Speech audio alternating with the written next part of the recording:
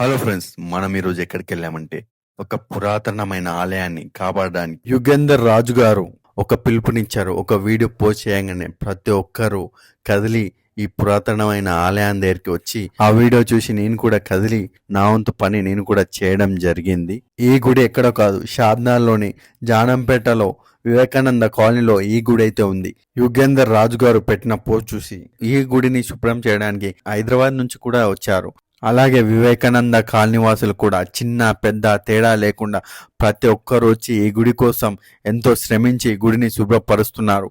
దాదాపు ఎన్నో ఏండ్ల నుంచి పేరుకుపోయిన చెత్త చెదారాన్ని తాగి పడేసిన మందు బాటలతో సహా అంతా శుభ్రం చేస్తున్నారు అక్కడ ఉన్న కాలనీవాసులు.